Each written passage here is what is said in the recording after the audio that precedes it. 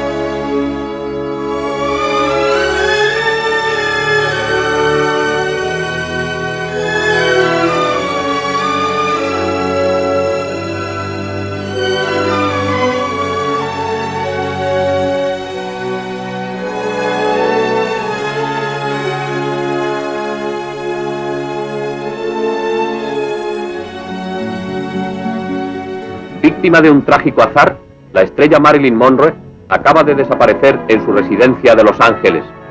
Las cámaras que tantas veces reflejaron su trayectoria fulgurante reproducen como recuerdo algunos momentos cumbres de su vida. You're like a baby. You want what you want when you want it. But after you, love is a many-splendored thing. It's the April rose that only grows in the early spring. Love is nature. 1962 sería un mal año para los jóvenes de aquella época. Se nos moría Marilyn Monroe. Ella también era joven. Solo tenía 36 años. Sería el símbolo sexual de toda una generación. Y mal año para los taurinos de entonces. Juan Belmonte se pegaba un tiro. Broadway, en el corazón de Nueva York, se halla de luto por la pérdida de su ídolo inolvidable. Y este es el último plano rodado a la desgraciada actriz que acaba de esfumarse para siempre del Olimpo de Hollywood.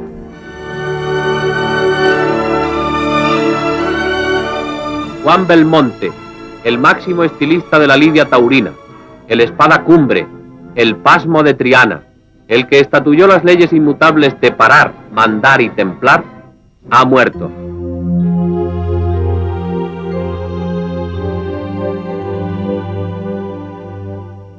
Muere Juan Belmonte y se provoca una auténtica convulsión. Juan Belmonte ha muerto. ¿De qué manera ha muerto Juan Belmonte?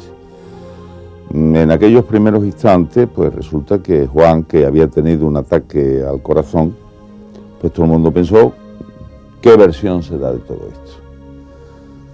Y la versión, pues, estaba en el aire. ¿Qué ha ocurrido de verdad? Juan Belmonte se había pegado un tiro en la cabeza. Esto ahora después de los años, pues se ha aceptado como fue. Juan Belmonte temía mucho a una muerte natural, que le cogiera la muerte así de pronto. Y entonces él buscó la muerte. Esa es la gran realidad. Pero entonces el problema no era por qué Belmonte no daba, o sea, la familia no quería que Belmonte se diera la versión de que se había pegado un tiro en la cabeza. Ahora ya lo sabe todo el mundo. Pero entonces, en aquellos instantes, se tejen una serie de mantos de silencio. ¿Por qué? Porque era el problema de la Iglesia con la realidad de un hombre que se ha suicidado. Esta es la verdad.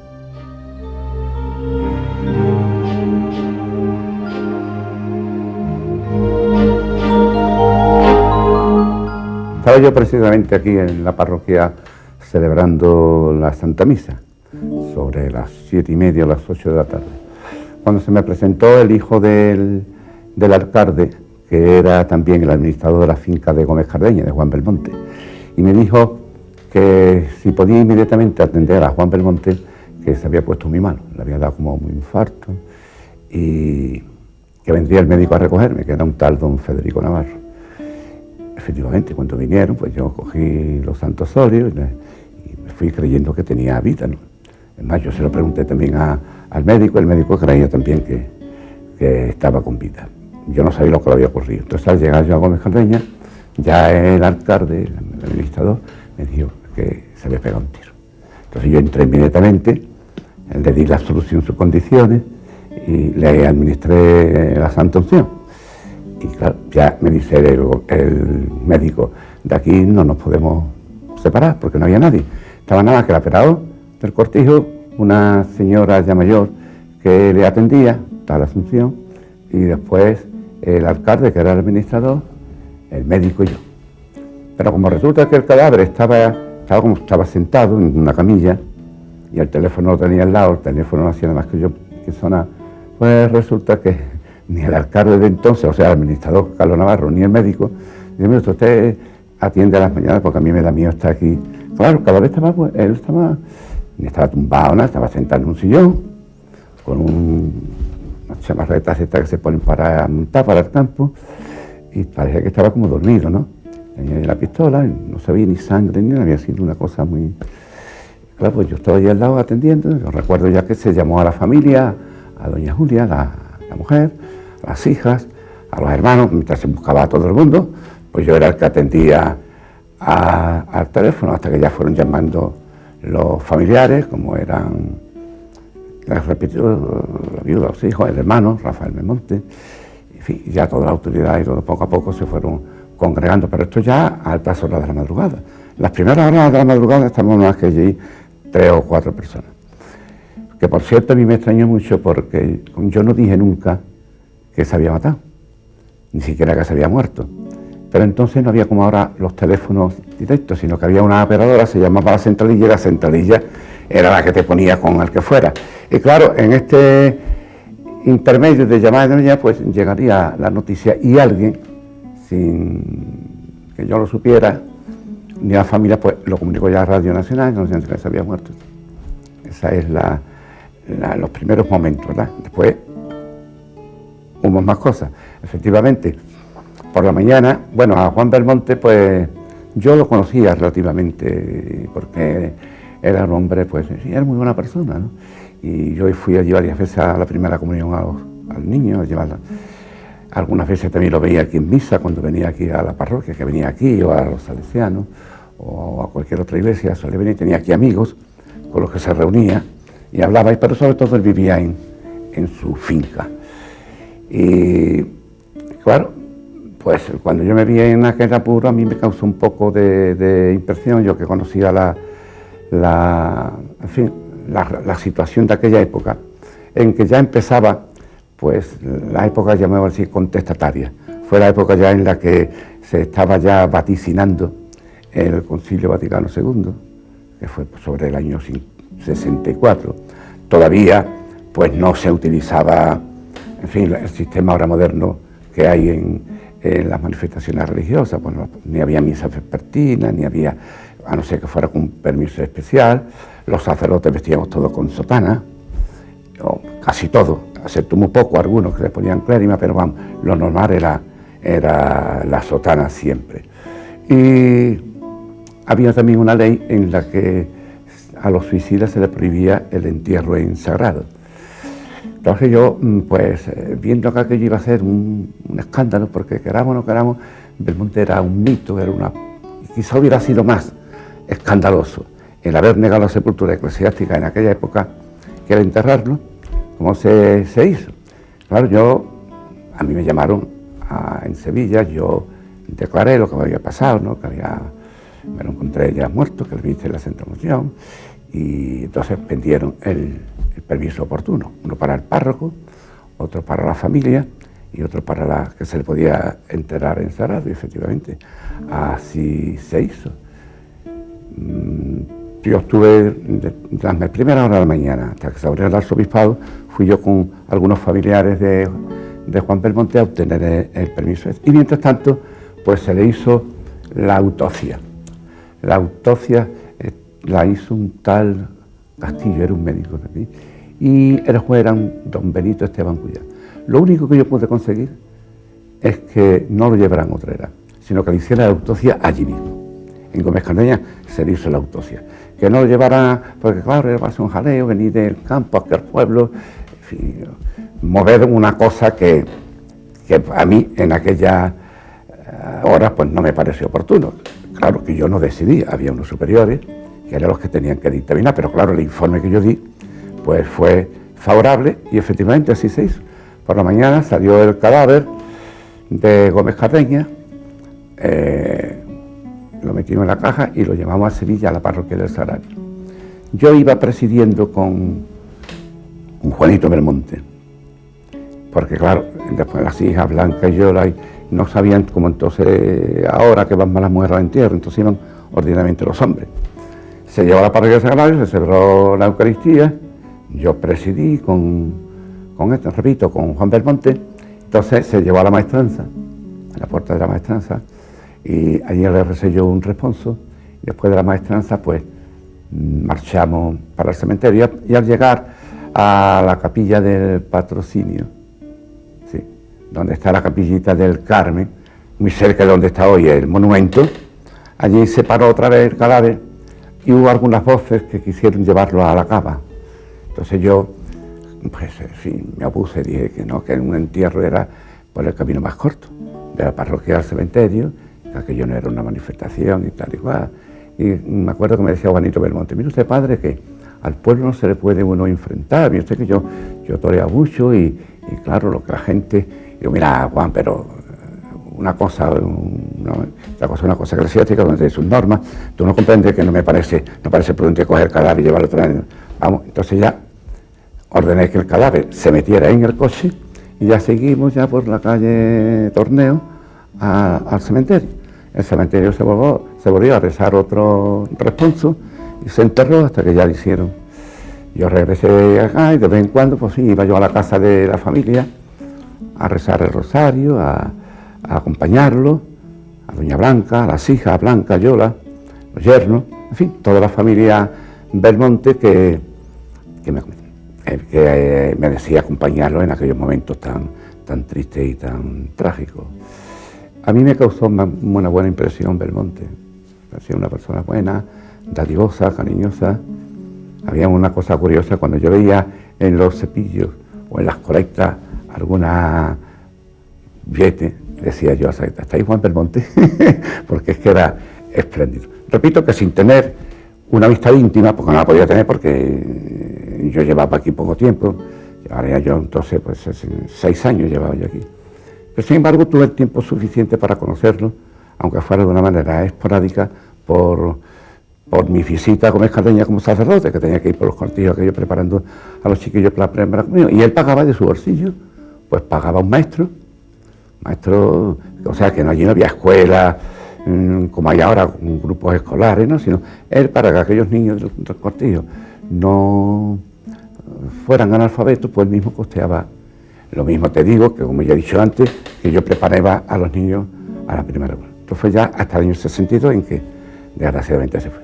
La comitiva se detiene ante la iglesia de la Macarena, abierta para recibir al trianero ilustre que, aureolado de gloria terrena, va hacia su última morada.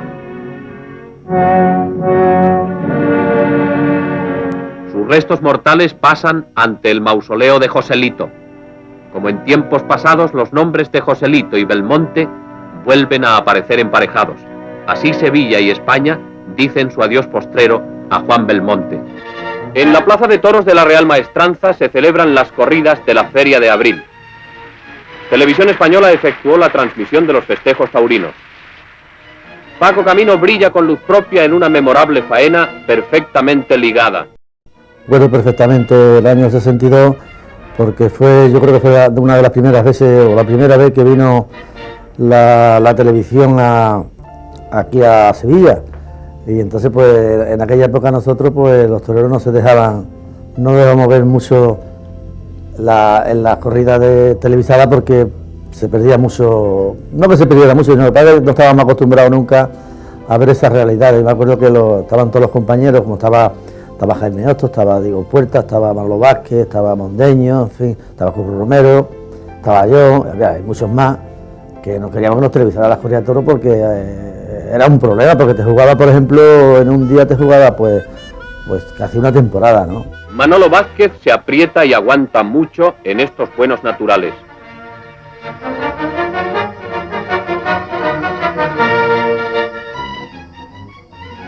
La bella espectadora no puede ocultar su temor mientras en la arena derrocha valor el diestro.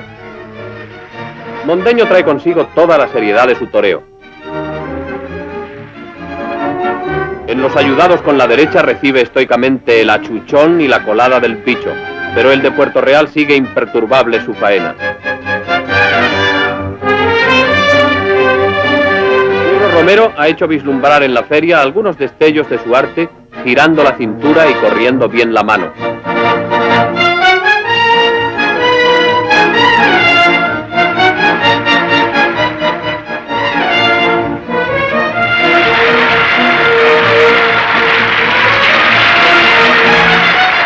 Despacha a su enemigo con algún alivio, pero con presteza.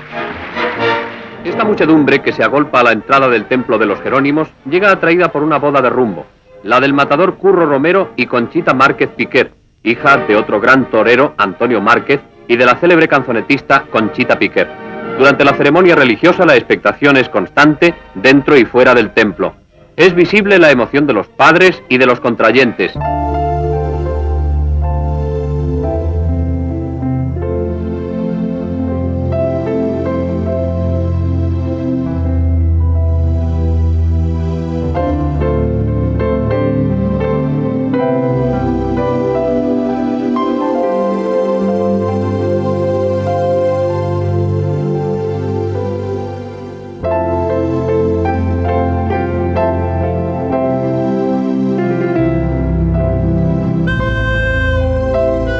Me acuerdo que tenía 7 años por ahí y vivíamos en la Puerta Osario, en una casa normal de vecinos. Pues no sé si habría 10, 15 vecinos. Y entonces esa casa pues al final pues cayó en ruina, como otras muchísimas casas que hubo.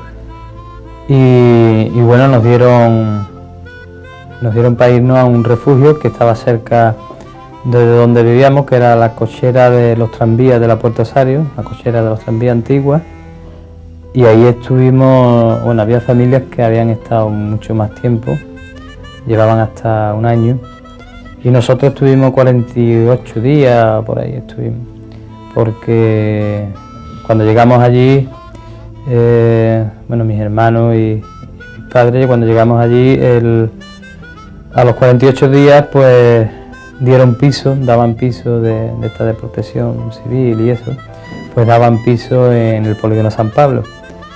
Y entonces se tenía que dar una entrada, no sé si eran 30 o 40.000 pesetas en esa época. Y bueno, mi padre las dio y nos fuimos a vivir a un piso.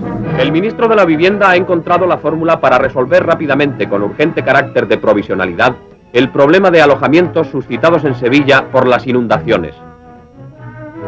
Es bendecido el polígono de San Pablo, el primero de esta clase que se plantea en España con eficacia social y humana.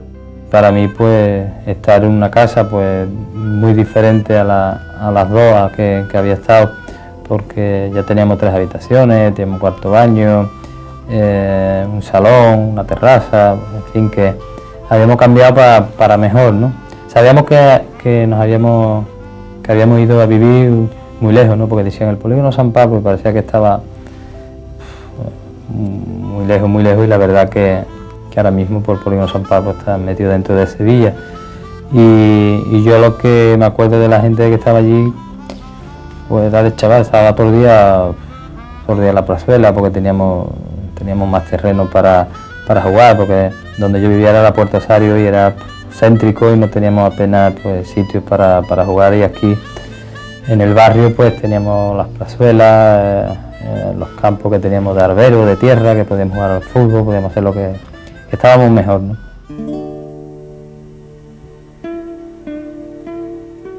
El año 1962 concurrí al Premio Nadal con mi primera novela, la primera novela que escribía, que además había sido antes un guión cinematográfico. Me pareció que allí había materia novelística, me decidí a ello, lo presenté al premio y con enorme sorpresa mía quedó finalista de dicho premio. Por cierto, recuerdo que uno de los que votaron a mi favor fue Camilo José Cela. El crimen era una forma de darle la vuelta a la censura y con el planteamiento de la pasión y muerte de Jesucristo, hacer un poco la pasión y muerte de España en esos años difíciles, que a mi entender marca en cierta manera una época en Andalucía, porque ya no era el cromo, no era la luminaria, no era la feria, sino era otra Andalucía dramática, con todos sus problemas socioeconómicos, con todo el problema del hombre que tenía que emigrar para comer. Quise decirte, vida mía, lo que por ti yo estoy pasando, pero no pude porque estabas comunicando. Los teléfonos, la importancia del teléfono, antes y ahora. En aquella época, para que te pusieran un teléfono, necesitabas recomendación. Tardaban mucho tiempo en instalártelo. Hubo quien incluso llegó a esperar más de un año. No me extraña que los que tenían la suerte de tenerlo siempre estuvieran comunicando. Comunicando era el título de la canción que ganó ese año el Festival de Benidorm. Y la final de la Copa del Generalísimo de ese mismo año la jugaron el Real Madrid y el Sevilla. Y ese año aparecieron las primeras cámaras de vídeo, instrumento que con el paso del tiempo sería muy importante para mí. Otra de las novedades es la pequeña cámara tomavistas para retransmisiones directas en un radio de acción de 100 metros de distancia del televisor. ¿Por qué estamos en Jerez? Para beber 103. Pero el 103 podemos tomarlo en cualquier parte. Sí, pero aquí hay tanto. Sus excelencias el jefe del Estado y su esposa llegan al palco de honor del Estadio Bernabéu, desde el que van a presidir el partido final de la Copa del Generalísimo entre el Real Madrid y el Sevilla. Más de 80.000 personas aplauden y vitorean a Franco insistentemente. El Sevilla, que prescinde de su habitual indumentaria blanca coincidente con la del Real Madrid, llega a este encuentro en plenitud de forma, por lo que el pronóstico general se muestra equilibrado. La táctica del Sevilla adoptó pronto un carácter de admirable elasticidad, en la que sin cambiar el dispositivo de sus líneas, de clara definición defensiva, llevó a cabo peligrosos contraataques como este que vemos iniciar a Mateos. Mateos, junto con Areta, anduvo en muchos momentos del partido en solitario duelo con los zagueros blancos, entre los que el medio Pachín realizó una lucida tarea. Un rechace de Araquistáin a tiro de Agüero es rematado por Areta al poste, batida irremisiblemente la meta madridista. Había terminado con empate a 0 la primera parte y a los 2 minutos de la reanudación Diegues consigue este soberbio tanto, adelantándose los andaluces en el marcador. El árbitro, señor Castiñeira, sanciona con penalti una falta a Gento y Puskás traduce el castigo en el gol del empate, cuya ejecución presentamos en 2 aspectos. En el minuto final, Puskás a pase de Tejada alcanza el definitivo 2-1, que al cabo de 15 años otorga al Real Madrid el honor de llevar nuevamente a sus repletas vitrinas este trofeo de tanta significación en el fútbol español. Ese lirio peregrino que no lo pisen los güeyes. Que no lo pisen los güeyes. Es el idioma peregrino, es el idioma peregrino, es el idioma peregrino. Que no lo pisen los güeyes. Hermano Reyes. En esa época pues no se cantaba nada más que sevillanas de las antiguas. Ya se empezó a grabar desde ahí. Grabamos nosotros ese libro peregrino, empezamos a grabar sevillanas ya metiendo letras, hablando de la Virgen del Rocío, de la feria.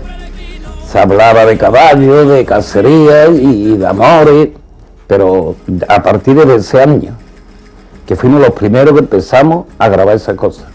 Porque ha visto artistas todavía que dicen que la sevillana no es un cante grande, es un cante, el cante no hay cante ni grande ni chico, los cantes hay que hacerle bien hechos y son buenos, si no se hacen bien hechos no son buenos.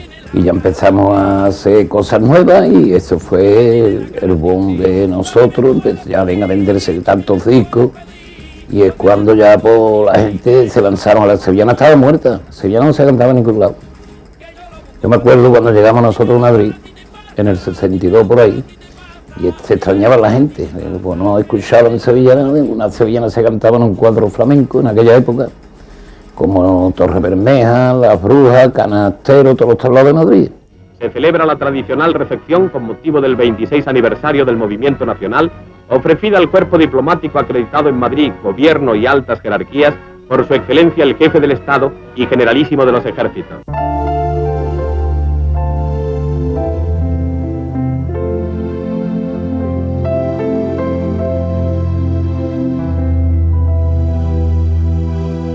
Franco, como todos los años, recibía en el Palacio de la Granja al cuerpo diplomático, el gobierno en pleno y artistas de la época, que acudían para actuar ante Franco y sus invitados. Y mientras tanto en la Universidad de Sevilla, otros artistas, pero estos con el paso del tiempo de la política. Alumnos por aquel entonces de don Manuel Jiménez Fernández. Se preparaban para la función que les correspondería interpretar. En el plano de la Universidad de Sevilla, sucede la organización de la FUDE. Concretamente, recuerdo que se constituye la FUDE en una reunión clandestina en la Facultad de Medicina y participamos 37 alumnos. El grupo de Izquierda Demócrata Cristiana, el grupo estudiantil demócrata cristiana, que tenía unas connotaciones muy progresistas, era un grupo muy reformista, muy avanzado, pero de naturaleza demócrata cristiana y no era marxista, tenía algunas reticencias sobre la posibilidad o no de formar parte de la FUDE. Por eso no llegó a formar parte activa como militante. Pero en tanto en cuanto era la estructura sindical más amplia que en aquel momento había, nosotros colaboramos activamente con la FUDE. En aquellos años, el núcleo principal de inquietud política en la Universidad de Sevilla estaba prácticamente, en su gran mayoría, en la Facultad de Derecho de Sevilla. La razón era muy sencilla. Allí don Manuel Jiménez Fernández daba clase y don Manuel Jiménez Fernández irradiaba toda esa inquietud sobre un grupo sobre sus alumnos, daba conferencias, etcétera, y era un personaje enormemente atractivo, con una gran capacidad de pedagogía para los estudiantes.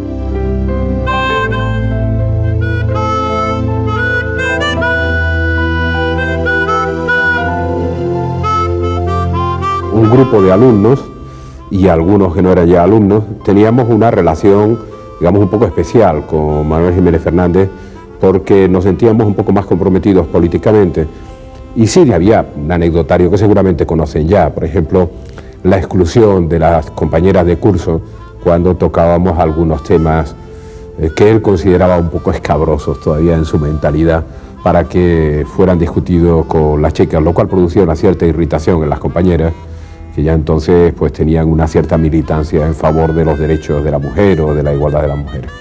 Y junto a eso pues mil cosas, anécdotas, muchísimas. Yo todavía recuerdo cómo discutíamos con Manuel Jiménez Fernández pues la presencia de Fraga, allá a comienzos de los años 60 en la Universidad de Sevilla, el rechazo que le producía una comparecencia de Fraga. Preparamos una especie de respuesta pidiendo primero un diálogo con el entonces ministro y después, pues cuando no se concedió el diálogo, pues naturalmente boicoteando una conferencia como la que se presentaba ante nosotros.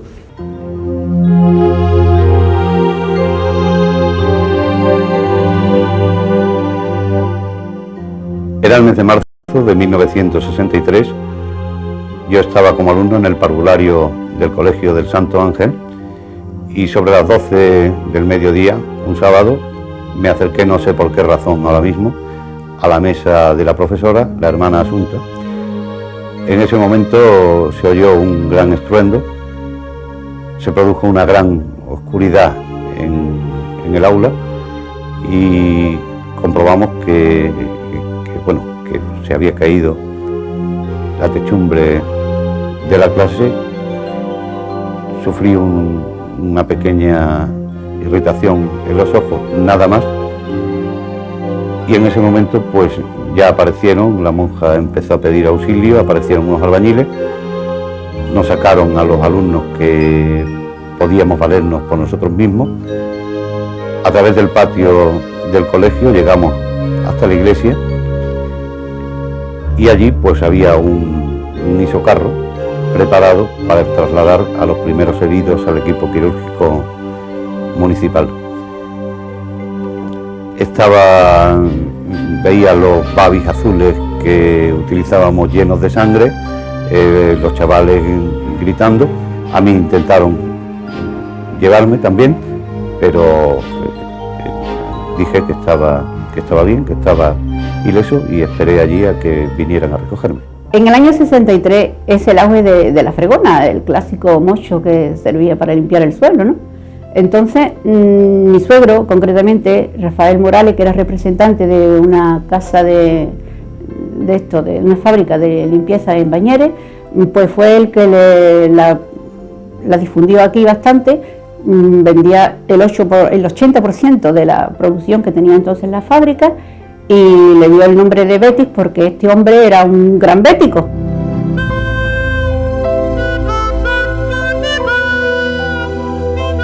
Verdaderamente con ese famoso invento de la fregona, lo que yo más me recuerdo era lo que les chocó, sobre todo a los niños, no a los niños en general, a los niños varones, ¿no? Les chocó mucho porque, bueno, yo creo que había una cierta tendencia a ir buscando las piernas de las mujeres cuando estaban agachadas limpiando, entonces les fastidió un poquito esto de la fregona porque bueno, yo me acuerdo en comentar entre nosotros, entre los niños, pues antes a fulanita yo agachándome cuando estaba limpiando le veía las bragas y ahora ya no se la puedo ver, porque claro, como ahora están limpiando en pie, pues es imposible verlo.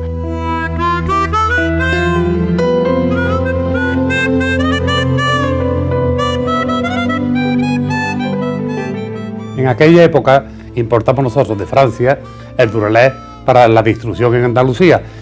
Fundamentalmente eran los platos que, para sustituir los platos antiguos de manices de losa, que se ponían peos al esportillarse y eran francamente un material poco adecuado, y en cambio tenía la ventaja del Durelais, que lo habíamos visto ya en Francia como natural, de la limpieza, la higiene y de precio muy asequible.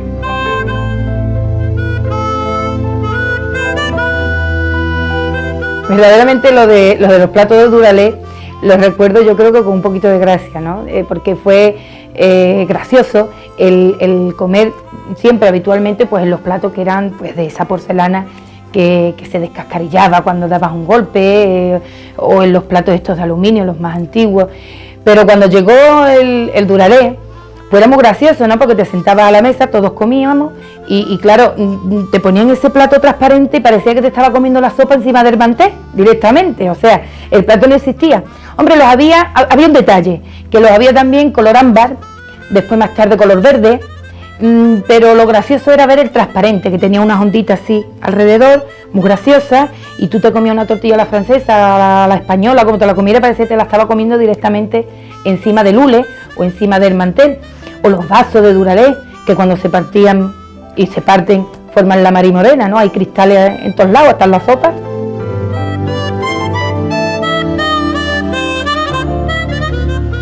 Los platos estos los recordamos todos, cuando en aquellos tiempos la televisión de blanco y negro, los tenemos, pues comiendo los platos de Durelais. Yo sí como patatas, qué ricas están fritas. Y guisadas, qué sabrosas. En puré son exquisitas. Y en tortilla, qué jugosa. Que sí, el secreto está en la I. La I de Ibarra. ¿Qué secretos tendrá ahí? Soy la española, una cintura como ninguna. Estoy rellena de ricachón. Soy la española, una cintura como ninguna. En 1963 la televisión empieza a ser una televisión de programa. Hasta entonces había sido más una televisión que se iba a ver cualquier cosa, daba igual. Uno se ponía delante del televisor aunque solo fuera para ver los anuncios o incluso la carta de ajuste.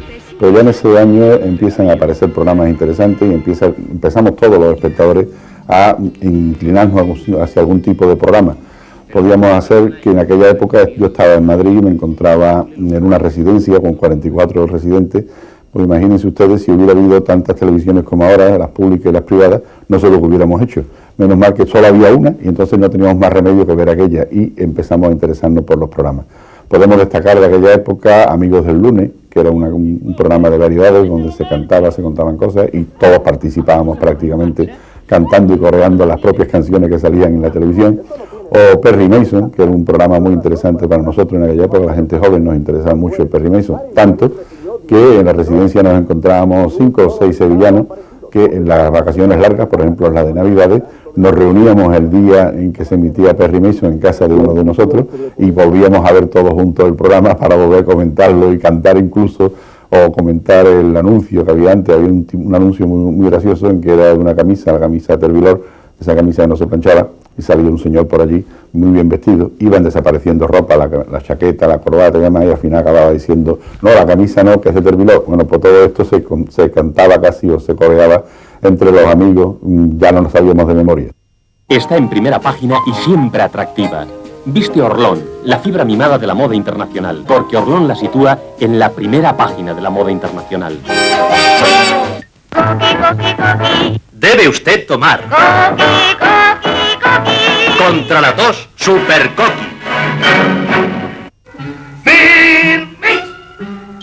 Dolor, gripe, dolor, enfriamiento.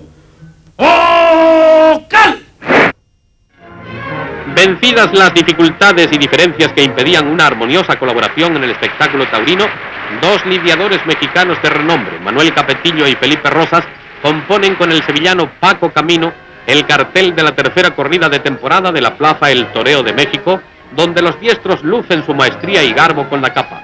Manuel Capetillo y Felipe Rosas torean valientemente. Paco Camino se lució artista y torero en sus lances.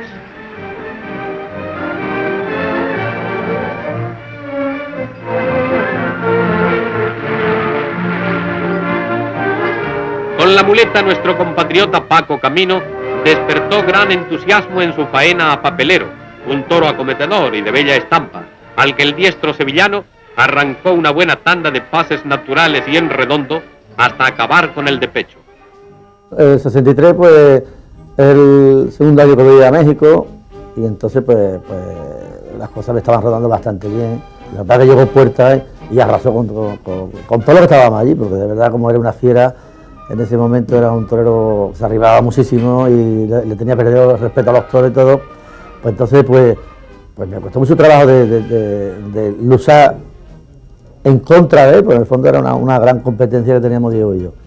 Y entonces me acuerdo yo perfectamente de que él se fue ya para Colombia, y de Colombia se vino para España, y entonces yo me quedé allí, que toré una corrida de toro por él, que fue la de los Berrendos. Entonces la de los Berrendos fue ya pues el gran triunfo mío, un triunfo muy importante porque corté 4 veces un rabo en el toreo, pero no era por las 4 veces el rabo, sino por el toro, qué tipo de toro era un toro pues muy diferente al nuestro, era un toro que tenía genio, era manso, era desagradable, de buena primera era bueno, era un desconcierto general que tenía con la ganadería, con esa ganadería de Santo Domingo allí en ese momento.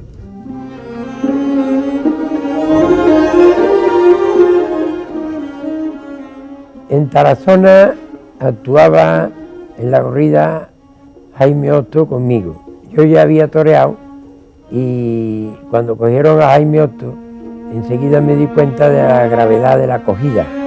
La sangre emanaba a borbotones de la pierna y yo salí corriendo y le hice un torniquete con el dedo, con la mano, y entró en la enfermería sin sangrar nada. Pero la enfermería no dejaba de sangrar, no había demasiados medios en aquella enfermería. Se recurrió a un médico que estaba en el tendido para que viniera a ayudar al médico local, y no había tampoco sangre del grupo que tenía Jaime. Entonces pedimos por altavoz en la plaza que todo el que tuviese ese grupo, que lo supiera, porque se presentara en la enfermería. Y se formó una cola de gente tremenda que se le iban sacando sangre y se le iban poniendo a Jaime Otto. Pero la herida no dejaba de sangrar y no había manera de contenerla. Tuvieron que hacer la compresión de la herida a través de un paño, y aquello pues Jaime se quedó sin tensión ninguna, en un estado de gravedad tremendo. Se avisó a la familia, pero se le pudo contener la hemorragia. Yo en mi vida pues profesional pues siempre he tenido mucha inquietud por las cosas de las heridas, basado principalmente porque a mí me cogían caballos y yo estaba siempre muy alerta y muy inquieto a todo lo que fuera una corrida de toros. Era el tiempo de los Beatles y él era el Beatle del toreo.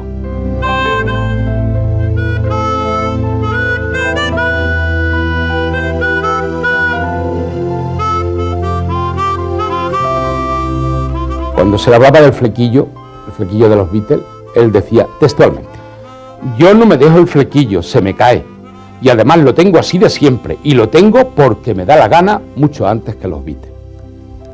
Despertaba pasiones,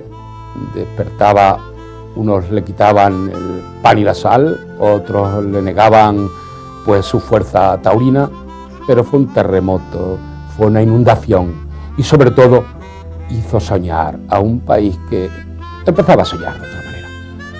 El deseo de poder llegar a ser algo, de conseguir algo que no era fácil tener. Y él lo demostraba, día a día toreando, arrimándose y consiguiendo comprar un cortijo o consiguiendo comprarse un coche a lo mejor cada vez más grande, pero en la última verdad, y esto es lo más importante, era en el sentimiento andaluz de sus raíces. Nunca, jamás, ni un solo momento dejó de ser lo que era y lo que es un andaluz total. Sus raíces cordobesas, sin dejar de ser lo que es un hombre del sur. El canal Sevilla-Bonanza era, sobre todas las cosas, pues un espacio de agua permanente, de agua dulce además, que evitaba las pérdidas de tiempo de los barcos en la Baja de San Lucas para entrada y salida, que al mismo tiempo era una zona industrial, desde Sevilla hasta Bonanza, que tendría que servir pues para industrializar toda la Andalucía occidental y parte de la oriental. Pero el canal Sevilla-Bonanza nació con varios pecados. El primero de todo es que Sevilla no supo jamás vender la idea al resto de Andalucía y mucho menos defenderse de los ataques del País Vasco y de Cataluña. El dinero que se iba a emplear en la primera fase del canal Sevilla-Bonanza al final se empleó en el superpuerto de Bilbao. La historia del canal Sevilla-Bonanza es penosa porque empieza en el 53, va dando tumbos hasta el año 64, en la que se publica por fin la ley de creación del canal, pero de un canal que ya no era el canal proyectado, sino una especie de mini canal, en 3 etapas. La primera etapa se inició, se expropiaron las tierras, se inició incluso el desmonte de terrenos, pero se eternizaban las obras, y cuando ya en el año 73 se proyectaba que Luis Carrero Blanco apoyara desde la presidencia del gobierno un proyecto de polígono industrial de gran escala, pues desgraciadamente al almirante lo asesinaron y ahí terminó la historia. Es decir, que el canal Sevilla-Bonanza murió con el almirante Carrero Blanco.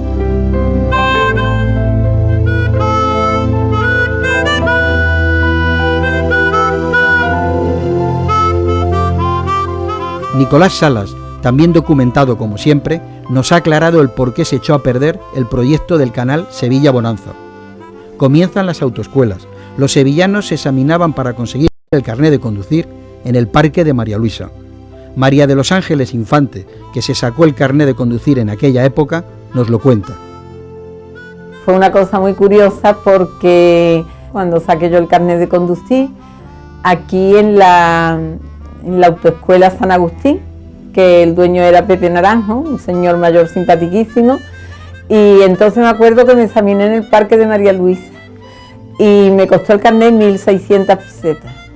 Y mi marido ya tenía pedido un Seita, me acuerdo la matrícula, que era un 54 345 de Sevilla, y este Seita, pues nada, él me lo puso a mi nombre, me lo regaló para que llevara niños al colegio, y ya pues eso fue lo del carnet de conducir. Yo creo que, fijaros, quizás fuera de las primeras mujeres que tuviera yo el carnet de conducir en Andalucía, y desde que me quedé viuda pues vendí el coche, como estaba mi nombre y no tengo coche.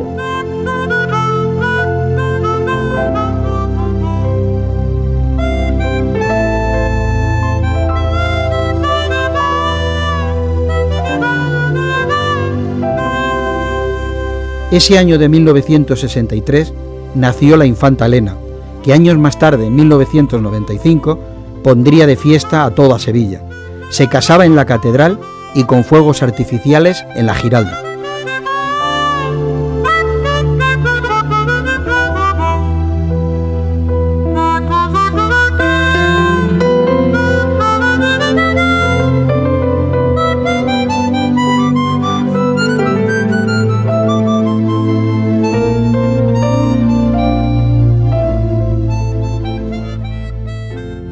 Asisten a la ceremonia Su Excelencia el Jefe del Estado, Generalísimo Franco, y su esposa, a quienes acompaña el Príncipe Juan Carlos. Están presentes los reyes de Bulgaria, miembros de las familias reales y otros invitados de honor. El conde de Barcelona, abuelo de la recién nacida, saluda a sus excelencias. Son padrinos de la nueva cristiana, doña María de las Mercedes, condesa de Barcelona, y el infante don Alfonso de Orleans.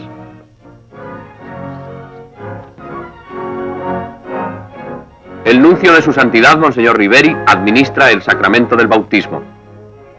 Con el agua bautismal, la neófita recibe los nombres de Elena María de las Mercedes Isabel Dominica de Silos.